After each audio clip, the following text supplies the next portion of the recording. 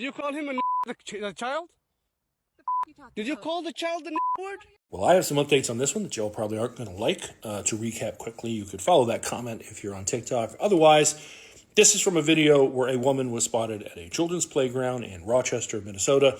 She was yelling the N-word at a 5-year-old little black boy who has autism because he took her child's toys. And she was physically pursuing him when this other father pulled out his phone and confronted her and recorded her, and she was proud to continue using that word. So I made this post, and a lot of people were outraged by it. But then it was found by another group of people. The alt-rights, the white nationalists, the groypers, they all saw this and immediately said, "Is this our queen?" And made her like a hero. Like she was some sort of legend to them. And then they decided to message me. I got lots and lots of fan mail. I like this one about going to cut off my hands. My hands will most likely be holding a cordless hole puncher in them. So you might have to deal with that first, but good luck there, bud. Also, not all of them were terrible. I mean, thanks to this one, now I'm a wizard. But I digress. Meanwhile, the man who recorded the video got it worse. They found out who he was, started sending him threats. Then someone found an article from 2023 where he and another man were charged with an assault of a 16-year-old. And they started going, oh, this guy's a registered sex offender who doesn't even have kids and was at the playground for what reason? So first of all, he does have kids. He was there with his children. Second of all, that case, if anyone had bothered to look, but why would they do that, was dismissed back in 2023. Court documents state the case was dismissed in the interest of justice.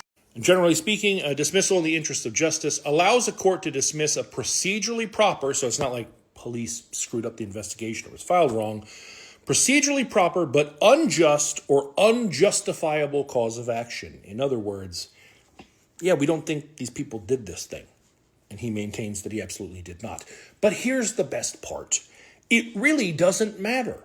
He's kind of irrelevant other than the fact that he's the one who recorded the video. He's not a part of it. It's not like he said, she said.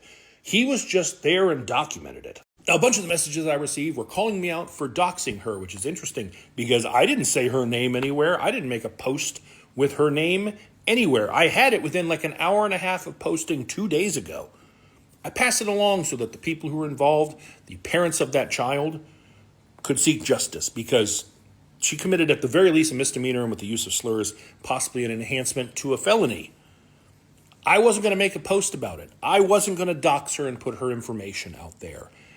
She, however, doxed herself. That's where this picture comes from, which was posted as part of her Give, Send, Go fundraiser to help me protect my family, where she acknowledges that she is the woman in the video. And in her description of why she needs the money, said that she called that kid out for what he was. Like zero remorse for using racial slurs against a child. Incidentally, this is because she's in fear for her life because she's getting death threats and whatnot. This picture here, those children's faces blurred, I did that. Just like I blurred her child's face in the video. Because I wouldn't expose her children in the way that she clearly will while being afraid for her life. But she was asking for $100,000 and it picked up quickly because the little chodes on like Twitter started running with it. Let's all support her. She's a white supremacist like us. And as of today, she did at least fix that photo. But also, she's raised over $300,000. And she's upped the goal to $1 million. And the comments that people are leaving with their donations are about as disgusting as you would imagine they would be. The N-word, used a lot. As Jolly pointed out in this video, one guy gave $1,488 just so it could be a 1488. For those who don't know, that's a big dog whistle with the white supremacists. 14 being the 14 words we must secure for the white race, blah, blah, blah. And the 88, H is the 8th letter of the alphabet. HH as in Schmittler. She's made being a horrible racist who wanted to pursue and potentially assault a child lucrative, which is hard to wrap my head around. Now, if you don't like that, Give, Send, Go does allow you to report campaigns that you don't think should be up for the reasons you don't think they should be up. And you can certainly do that, but historically, they're pretty shitty about taking this kind of stuff down.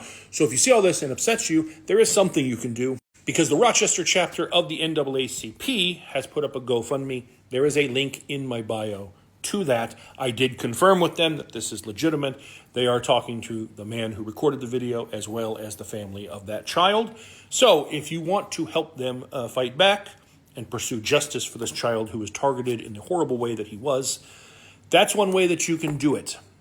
And listen, as bad as it is that all these white supremacists are supporting this woman, I've seen this before. We've seen this with like Lily Gadd when she did her whole little thing and had her 5 little minutes. In fact, she made videos promoting this woman because, you know, the clout chase is real. But they're going to forget about her in like 5 minutes, and then she's going to be back to being on her own. And she'll have a bunch of money, potentially, if her account and that campaign doesn't get taken down. But also, she has to walk down the streets of where she lives, and everybody know exactly who and what she is.